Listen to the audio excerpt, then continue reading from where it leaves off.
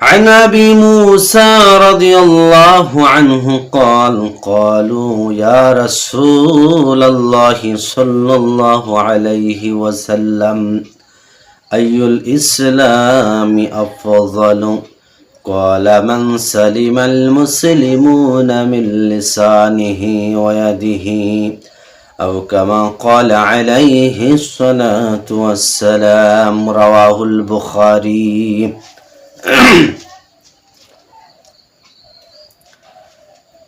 আমরা সকলেই এই হাদিসের প্রতি যদি আমরা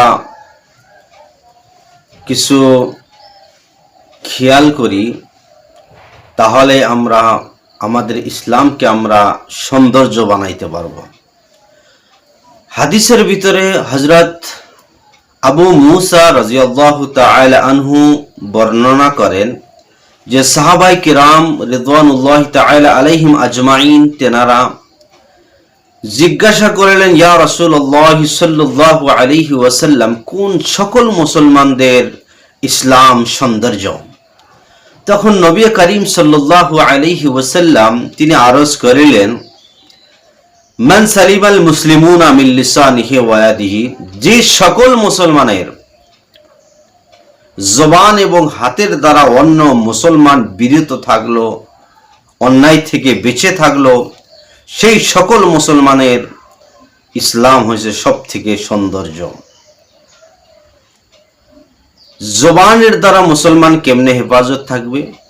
জবানের দ্বারা মানুষ হেফাজত থাকবে কাউকে গালিগোলজ করা, অপবাদ দেওয়া, কথায় কথায় অপবাদ দেওয়া, এগুলা কাজ যাতে করে আমরা ছেড়ে দেই, তাহলে অন্য মুসলমান আমার জবান থেকে হেফাজত থাকবে আর আমার ইসলামটা সৌন্দর্য হয়ে যাবে। আরেকটি কথা বলেছে, হাতের দ্বারা কেমনে অন্য মুসলমান বিরত থাকবে? হাতের দ্বারা বুঝাইছে কোনো মানুষকে মারধর করা এবং কি মানুষের টাকা পয়সা ধন সম্পদ লুণ্ঠন করা, এই সকল কাজ যাতে আমি না করি আর আমার এই অভ্যাস থেকে, খারাপ অভ্যাস থেকে অন্য মুসলমান যাতে করে হেফাজত থাকে, বিরত থাকে, ভালো থাকে। গতিকে বলেছেন যে ব্যক্তি এই দুইটি আমল করব তার ইসলাম সব থেকে সৌন্দর্য হবে।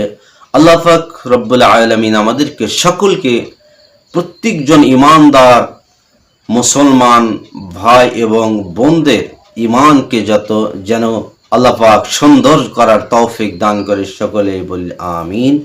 ওয়া আখির দাওয়ানা আলহামদুলিল্লাহি রাব্বিল আলামিন। আসসালামু আলাইকুম ওয়া রাহমাতুল্লাহ।